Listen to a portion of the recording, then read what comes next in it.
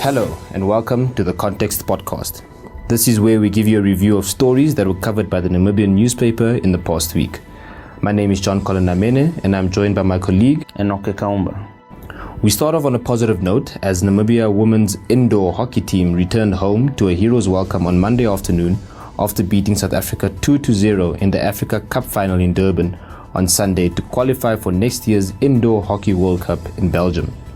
The team was welcomed at the Hosea Kutako International Airport by family, friends, the general public, and the members of the media. Team captain Maggie Mengo led her team into the rival hall, carrying the Africa Cup trophy. She said it was an emotional experience and hopes to start training for the 2022 World Cup, which will be held in Leuven, Belgium, between the 2nd and the 6th of February. No, I think we're going to start as soon as possible because we have 9 months left before the World Cup. If everything goes well according to COVID and what's coming with the world, so there's uncertain times as well, but we need to just be prepared for any date that we are given. Okay. Thank you. Congrats.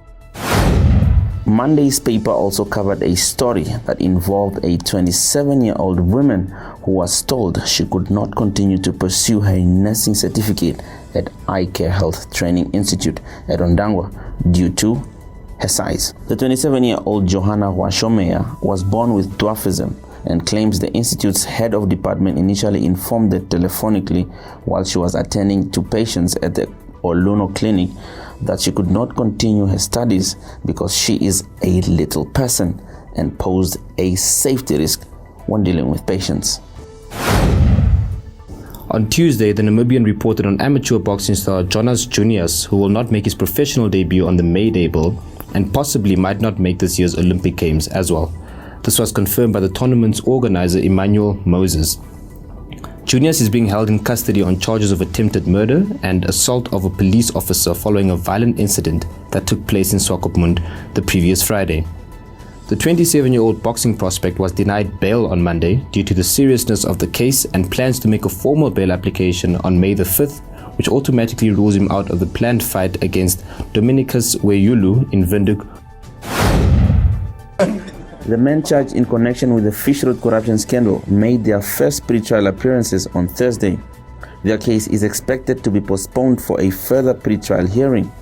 Deputy Prosecutor General Ed Marondedze informed Judge Christy Liebenberg that the state will apply to have the two Fishrot cases joined into one and to proceed as one trial.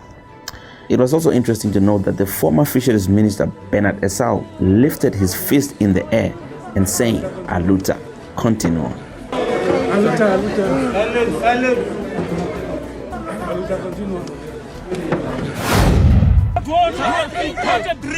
The Namibian Broadcasting Corporation said that the industrial action plan for last week Thursday by workers will be counterproductive to the corporation's solutions. The workers continued with their strike and demanded the corporation's management increase their salaries by 8%. They also called for an increment in their transport, accommodation and medical aid allowances. Additionally, the employees want workers who have been on monthly contracts to be offered permanent contracts for at least 3 years.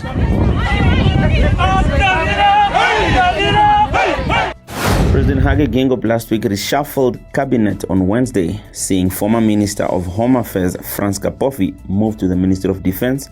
Albert Kawana, who was in charge of the Fisheries Ministry, was shifted to the Home Affairs, while SWAPO parliamentarian Hitha Sibungo has been appointed as the Deputy Minister of Environment, and Maureen Hindambwende was deployed at the Finance Ministry to deputize Minister Ipumbu Shimi. Among other changes, the most interesting rearrangement was the replacement of former Fisheries Minister Albert Kawana. He was replaced by former Deputy Minister of Urban and Rural Development Derek Claassen. In an interview with the Namibian newspaper, the new Minister of Fisheries and Marine Resources said he is not compromised and will not favor his former business partner in the allocation of quotas. He said this after the public became aware that Claassen was linked to a company that has ties to the Fishrot scandal.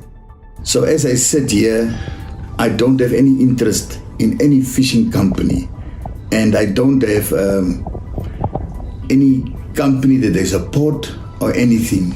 I am not involved in any fishing company as I said here, and that's why I am fully not compromised in any way.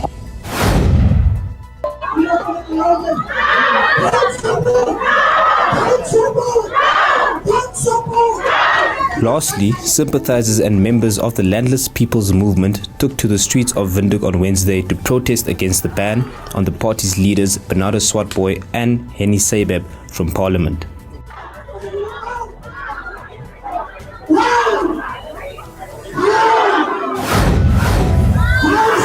That's all we have for you in today's episode. Thank you so much for listening. Until next time, goodbye.